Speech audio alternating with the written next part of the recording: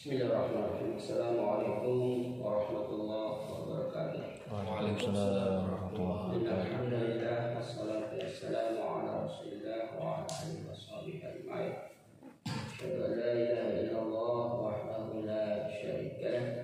Wa asyhadu anna Muhammadan abduhu wa rasuluh. Allahumma shalli wa sallim ala habibina wa syafiina wa maulana Muhammad sallallahu alaihi wasallam.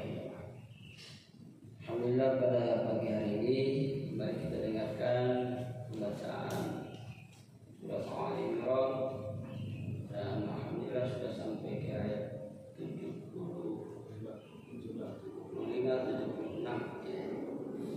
Dan juga tadi tentang hadis yang menerangkan tentang masalah bay'ah, ketaatan kepada umara ya, para pemimpin.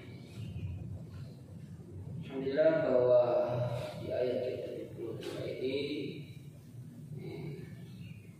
dijelaskan oleh Allah Subhanahu wa taala bahwa minhum ya, kata min ini adalah menunjukkan kepada tabi'in sebagian, artinya di kalangan Bani Israel atau Yahudi itu terdapat orang-orang yang kalau diberi kepercayaan kepada mereka harta atau dititipkan harta kepada mereka yang banyak, kemudian ada yang mengembalikan, tapi juga bila dititipkan harta walaupun 1 dinar saja, mereka enggan memberikannya kecuali ditagih, kecuali kita ditagih terus menerus. Artinya bahwa dalam permulaan ayat ke-75 ini menunjukkan bahwa tatkala seseorang dititipkan amanah ya, oleh orang lain, tentu amanah itu, titipan itu wajib dikembalikan sesuai dengan akadnya, perjanjiannya. Bahkan Rasulullah SAW dijuluki sebagai Al-Amin, ya, Al-Amin yang dapat dipercaya karena pada sebelum Rasul itu diutus menjadi Nabi dan Rasul, bangsa Arab pada masa itu sudah memberikan dan terbiasa menitipkan harta kepada beliau.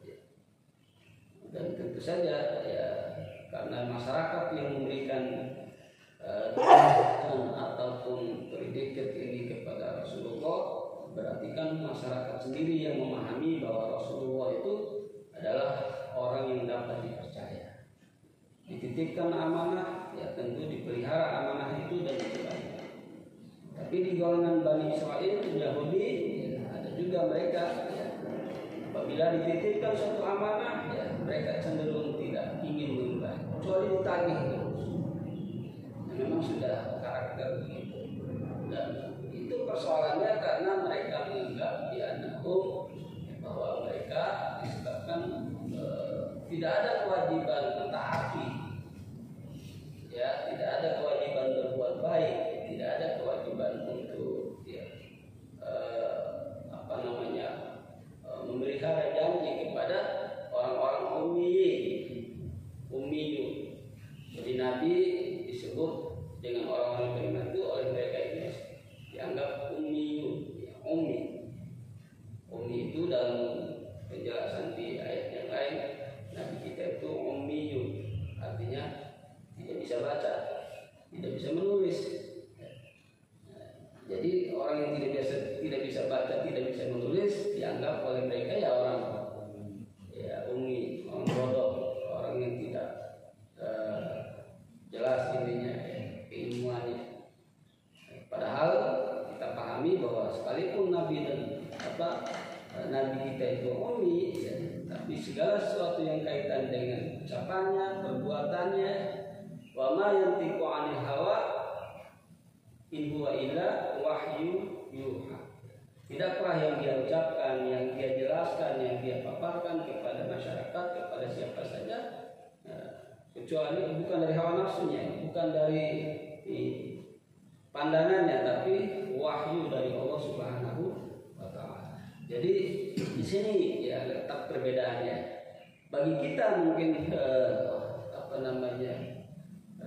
di zaman sekarang ini orang yang tidak bisa baca, tidak bisa menulis, jelas itu tidak bisa dijadikan hujahnya itu sebagai referensi atau tidak bisa dianggap memahami, tidak paham, atau biasa dipanggilnya bodoh gitu. Kalau di sekolah nggak bisa baca aja udah dibully sama teman-teman, oh bisa baca lo, bisa nulis gitu. Ya. Nah ini perbedaannya. Dan memang salah satu hikmah kebenaran kemurnian Al-Quran ini adalah benar-benar sesuatu yang tidak melalui pemikiran tersendiri dari Rasul, tidak melalui rekayasa atau sesuatu yang diutak-utik oleh pikiran manusia. Kalau dikategorikan dalam pandangan bahwa Rasulullah itu sama dengan kita. Ana basyarun mithlukum, saya ini sama ya, manusia seperti kamu sekalian. Akan tetapi kepada saya diberi wahyu. Nah makanya Quran ini ya, mutlak sesuatu yang tidak terbantahkan kebenarannya, karena memang murni firman Allah Subhanahu wa taala yang disampaikan oleh malaikat Jibril kepada Rasulullah. Jadi tulisan yang begitu indah dibacanya, kemudian kebenarannya itu teruji dari masa ke masa ya. Kemudian nilai pendidikannya, nilai hukumnya, ketatanegaraan semua ada dalam Quran. Itu kalau diukur dengan kemampuan Rasulullah itu, ya tidak bisa baca, tidak bisa tulis, bagaimana dia bisa membuat begitu tulisan yang memenuhi syarat-syarat faedah keilmuan, ya, bahkan ditantang oleh Quran. Siapa saja yang tidak yakin dengan Quran ini, silakan buat saja satu surat yang semisal dengan Quran. Coba bayangkan, ya, itu membuktikan bahwa walaupun orang-orang Bani Israil itu menerangkan bahwa Rasulullah itu ummi, ya, tapi tidak bisa mereka menyamakan ummi dalam arti konteks manusia pada umumnya. Karena Nabi dan Rasul itu mereka diberi wahyu, bedanya di situ. Ya, diberi wahyu, ya. Sebagaimana juga nabi-nabi sebelumnya, Nabi Musa tatkala menulis ya kitab Taurat di lempengan batu ataupun kayu itu, ya, siapa yang mengajarkan itu? Kecuali kalau bukan karena Allah yang punya kuasa memberinya pemahaman. Ya, artinya ini satu konsep di mana keingkaran ya manusia terhadap seseorang yang dianggap bodoh itu, ya, itu lantaran itu merasa tidak punya kewajiban. Nah, terus ditutup dengan akhir ayatnya apa tadi? Bala man awfa bi 'ahdihi wattaqwa fa inna bukan di ayat 75 yang terakhir. Setelah ummi bil ummiyina sabilun wa yaquluna 'ala Allahi al-kadhiba wa hum ya'lamun. wa yaquluna 'ala Allahi kadhiba hum ya'lamun. Ya. Artinya bahwa pandangan-pandangan mereka tentang perintah menjaga amanah, mengembalikan amanah itu kepada ahlinya. Kemudian mereka membuat statement tersendiri bahwa nggak perlu taat kepada Rasul, nggak perlu taat kepada orang-orang beriman itu, karena menurut mereka ya seperti yang kemarin di ayat sebelumnya itu, mereka memandang bahwa ras Bani Israil ini ras yang terbaik, maka di luar mereka dianggap tidak baik. Sama juga di kelompok kita sekarang ini sudah mulai muncul juga orang-orang takfirin namanya, dianggap oleh orang-orang ahli sunnah itu, takfirin ini orang-orang yang cenderung mengkafirkan orang yang berbeda pemikiran, pola pandang dan sebagainya dengan mereka. Nah ini juga sebenarnya hal-hal yang ya kita pahami bahwa ada sebagian aliran keyakinan, kepercayaan, pandangan akar pemikirannya itu dari Bani Israil. Akar pemahamannya itu dari Bani Israil. Karena mereka selalu ingin bagaimana caranya membuat sebuah pola pikir ya, pola pandang, aliran dan sebagainya yang tujuannya semata-mata itu tadi untuk bagaimana memecah belah kaum muslimin. Nah, artinya di ayat ke-75 ini juga menegaskan kepada kita bahwa sungguh Yahudi itu susah dipercaya, sulit untuk diberi atau didapatkan kepercayaan. Bila dia berjanji ya mudah sekali dia ingkari. Makanya kenapa Palestina itu nggak selesai perangnya? Ya itu tadi sudah deklarasi perdamaian, baru sebentar sudah diutak-utik lagi, gusur lagi. Jadi ya ini memang sudah karakternya begitu, wataknya. Padahal di ayat 76-nya itu bala tidak demikian, tidak seperti yang diucapkan oleh orang-orang Yahudi itu. Man aufu, siapa saja yang sudah berjanji, siapa saja yang sudah membuat perjanjian dan sebagainya, ya dia harus mentaatinya, mematuhinya, harus dipenuhi janji itu. Harus dipenuhi, tidak boleh diingkari. Dalam konteks perjanjian bersama misalnya, antara mungkin kita bekerja di satu perusahaan, ada perjanjian kerjanya. Nah, perjanjian kerja ini hanya bisa dibatalkan kecuali oleh kedua belah pihak disepakati untuk dibatalkan atau dirubah isinya, tidak boleh sepihak. Jadi pembatalan sepihak mengandung resiko kewajiban melaksanakan isi perjanjian secara keseluruhan oleh pihak yang membatalkan. Nah itu maksudnya bahwa perjanjian itu sesuatu yang tidak bisa dibatalkan kecuali oleh yang melakukan perjanjian. Misalnya contoh kita sudah berjanji kepada Allah nih, mana contoh janji-janji kita kepada Allah? Iyyaka, kepada Engkau, na'budu, saya beribadah. Iyyaka na'budu, hanya kepada Engkau saya beribadah. Tapi dalam prakteknya masih ada bentuk-bentuk ibadah lain yang tidak berhubungan dengan ibadah kepada Allah. Ritual-ritual kebudayaan itu hati-hati juga gitu. Karena menyangkut ya janji kepada Allah ini, kemurnian ibadah hanya taat kepada Allah. Iyyaka na'budu wa iyyaka nasta'in, dan hanya kepadamu saya minta pertolongan. Nah, sehingga kenapa ada istilah musyrik ya? Karena ada bentuk-bentuk ya pertolongan yang didapatkan di luar ya hubungannya dengan Allah Subhanahu wa taala. Jadi di sini ada ikatan janji kita kepada Allah. Iyyaka na'budu, tidak ada yang patut saya ibadati, saya sembah ya kecuali kepada Allah, hanya kepada Allah. Makanya iyyaka na'budu. Kalau dalam ilmu nahwunya harusnya kalimatnya na'budu iyyaka, tapi diputar gitu menunjukkan bahwa kekhususannya begitu ya khusus lah gitu. Dan kepada penguatan makna. Iyyaka na'budu, kepada Engkau saya beribadah. Wa iyyaka nasta'in, dan kepada Engkau saya meminta pertolongan. Ada juga yang menambahkan hanya kepada Engkau. Nah, itu menunjukkan kekhususan. Kemudian mana lagi asyhadu. Nah, ini juga makanya syahadat itu disebut ikrar ya. Pengumuman, deklarasi seseorang kepada siapa? Ya kepada Allah.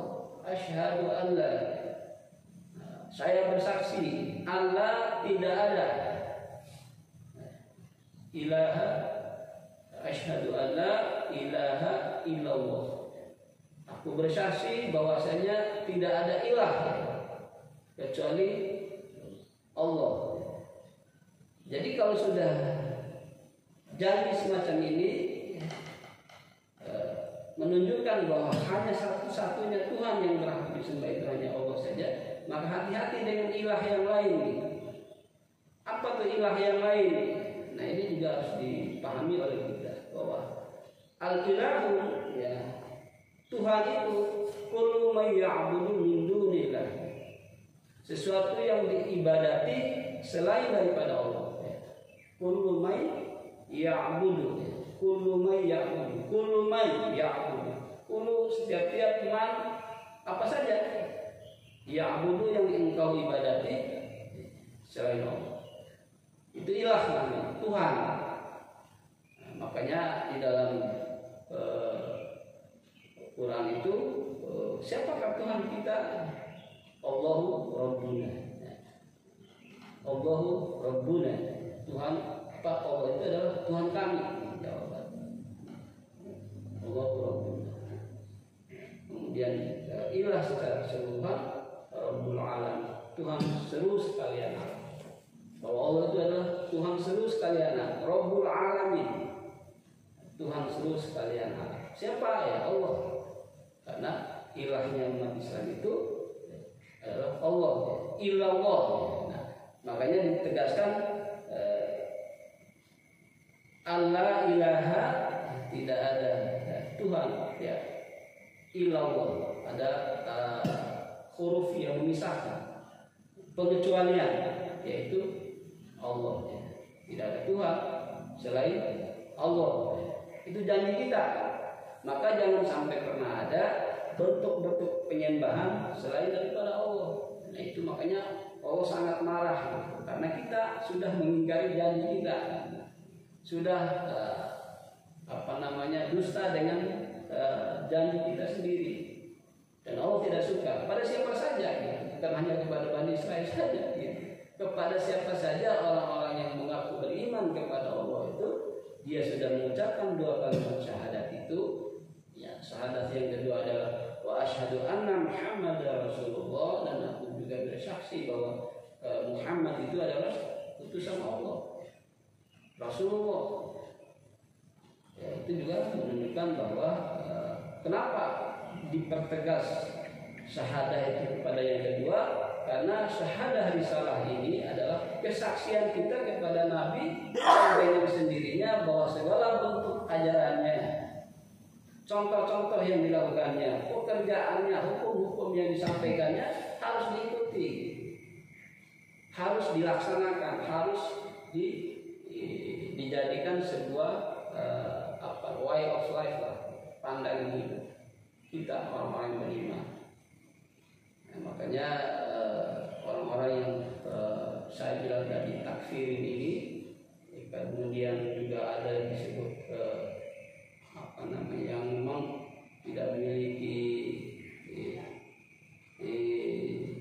sebuah dinamika pemikiran yang memahami bahwa kultur dan sebagainya itu juga berpengaruh dalam konteks pelaksanaan syariah itu.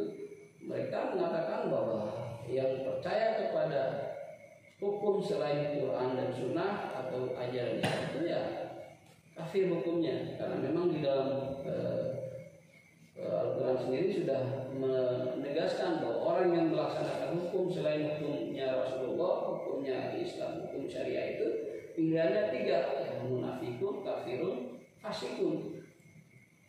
Pilihannya tiga.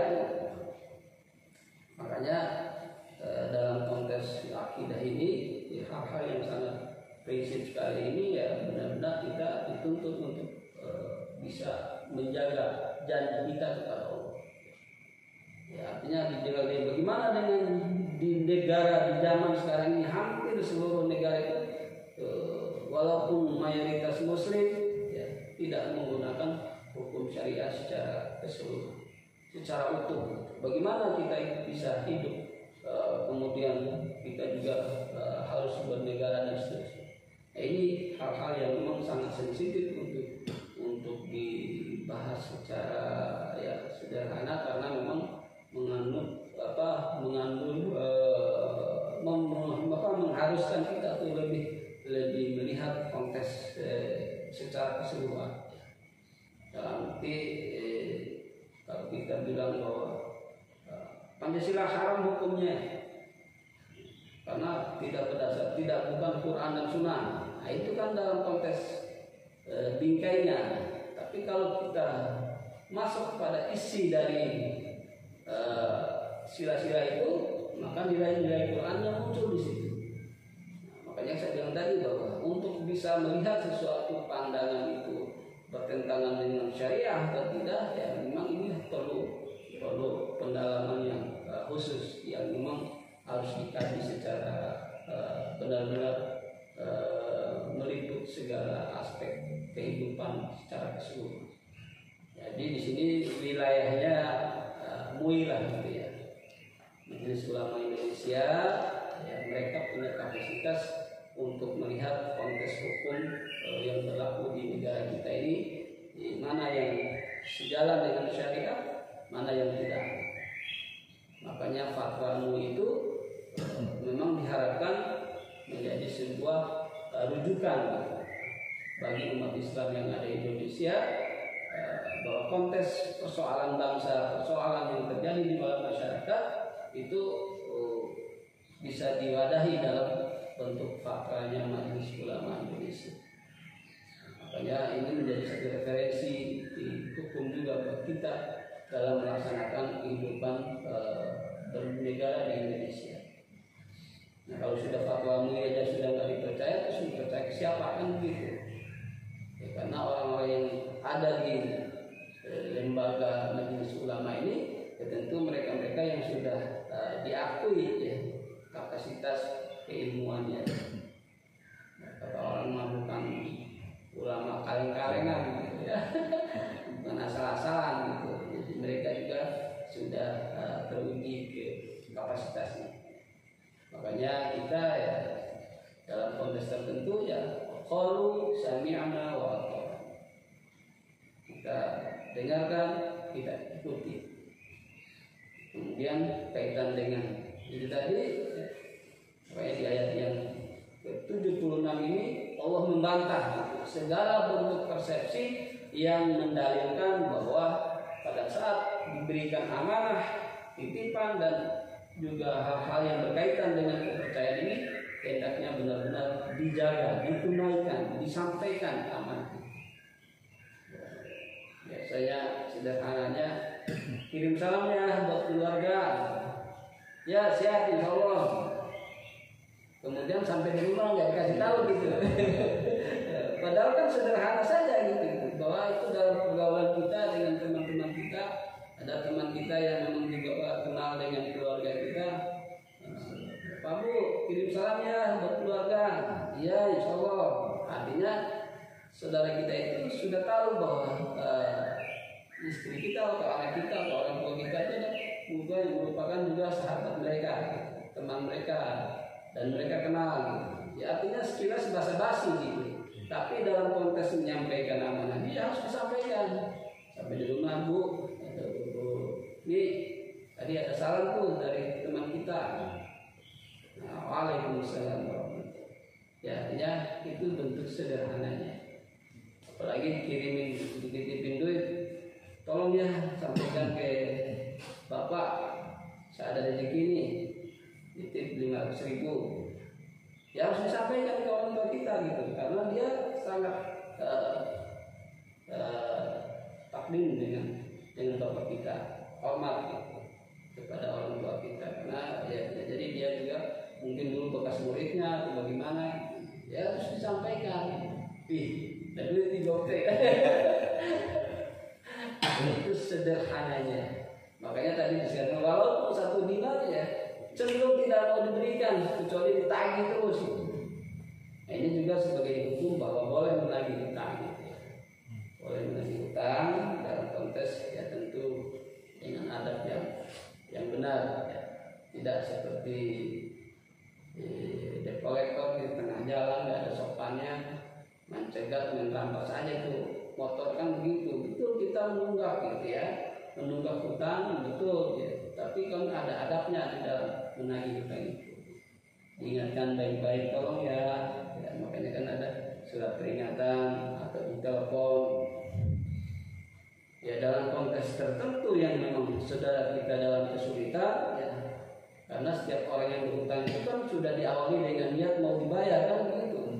Tapi dalam situasi tertentu, kondisi ekonomi juga memang lagi susah gitu, maka harus ada adabnya di dalam konteks menyelesaikan persoalan hutang.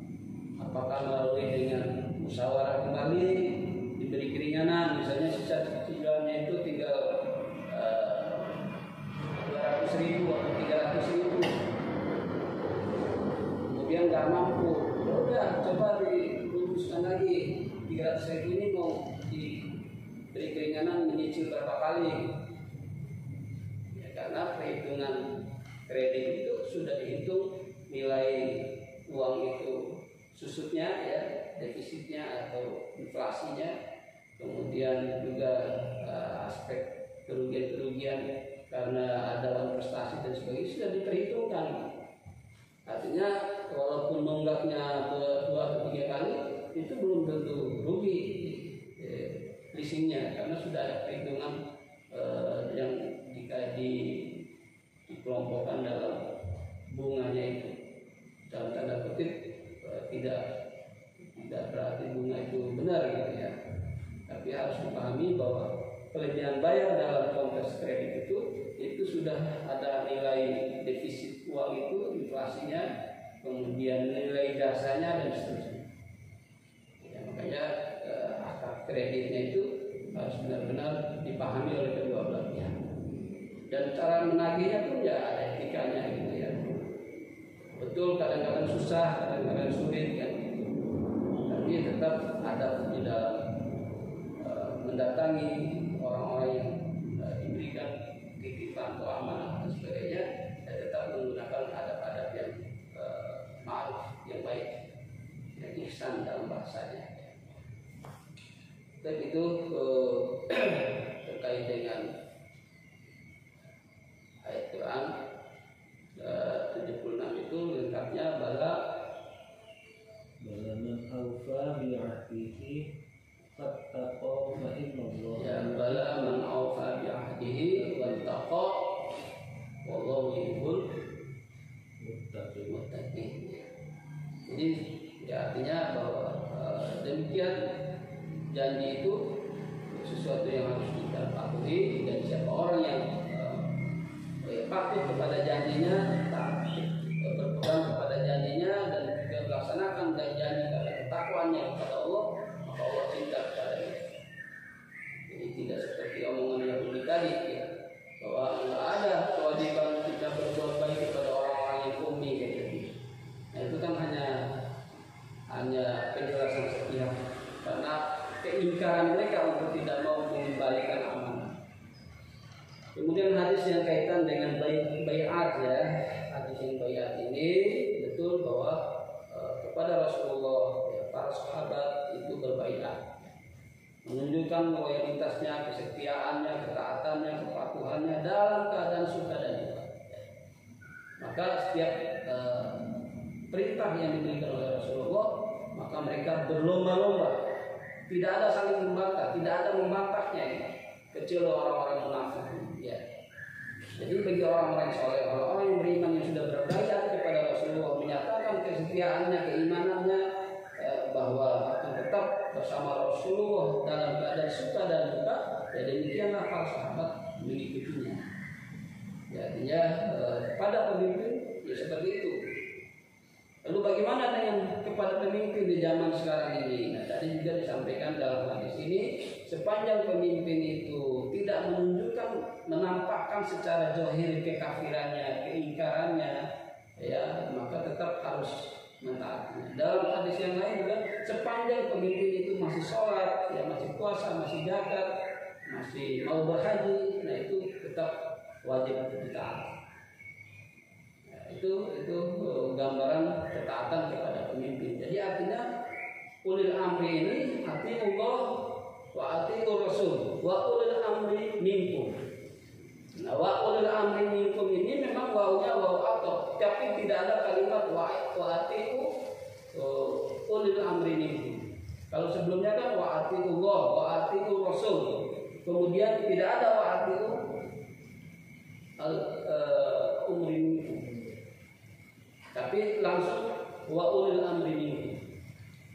Jadi tidak ada kalimat taatnya. Nah ini sebagai sebuah tanda perbedaannya. Kalau kepada Allah dan Rasul maka mutlak ketaatannya. Tidak ada bentuk lain yang bisa dibantah atau yang diperdebatkan. Tapi kepada pemimpin itu masih ada beberapa persyaratan. Contoh yang paling sederhana, ya, terhadap manusia sepanjang perintahnya itu bermaksiat kepada Allah, maka tidak ada wajib taat. Sekalipun itu pada pemimpin. Pemimpin menghalalkan narkoba, tidak wajib taat. Pemimpin yang melarang orang sholat, tidak wajib taat, karena hal-hal yang berkaitan dengan maksiat kepada Allah. Kemudian pemimpinnya sendiri tidak beriman, tidak wajib taat juga. Makanya kalimat ati'u yang ada ada dalam kalimat kepada Allah dan Rasulnya itu ada bentuk kekhususan yang tidak ada bantahannya, tapi kalau kepada pemimpin hanya waw atok saja, waw yang menunjukkan bahwa juga wajib taat kepada pemimpin. Sepanjang pemimpin itu ya, taat kepada Allah, tidak melaksanakan hukum Allah, tidak menunjukkan kepada kita kekafirannya. Tapi kalau sudah jelas dia menunjukkan kekafirannya, kita juga wajib taat. Nah, ini penting buat kita sehingga kita punya ukuran. Pada saat kita dihadapkan dengan pemimpin yang zalim, ya, bagaimana kita mempertahankan akidah kita? Makanya pada zaman ya sirah sahabat, sirah tabi'in, ada beberapa tabi'in yang oleh pemimpin atau oleh sultan atau oleh raja dibakar, ya, ditombak, ya, dihukum pancung dan sebagainya, dipenjara dan sebagainya. Itu karena mereka berusaha mempertahankan akidahnya tatkala berhadapan dengan pemimpin-pemimpin yang sudah menampakkan kedoliman, kekufurannya, keingkarannya kepada Quran dan Sunnah. Seperti itu. Artinya benar-benar kita harus bisa memposisikan akidah kita itu terutama dihadapkan pada pemimpin. Jadi lebih menarik lagi kalau waktunya banyak, karena banyak contoh-contoh sebagai referensi sehingga kita benar-benar bagaimana sih kita bisa survive keimanan kita tatkala menghadapi situasi-situasi dinamika politik yang di dalamnya adalah pemimpin-pemimpin yang zalim, ya. Pemimpin-pemimpin yang sudah tidak lagi berpihak kepada kebenaran, kepada agama, bahkan ulama dikriminalisasi dan seterusnya, bahkan dengan berbagai cara difitnah dan sebagainya. Itu insya Allah ada lebar dan masih ada kelanjutan hadis-hadis. Kurang lebihnya mohon maaf. Wassalamualaikum warahmatullahi wabarakatuh. Waalaikumsalam.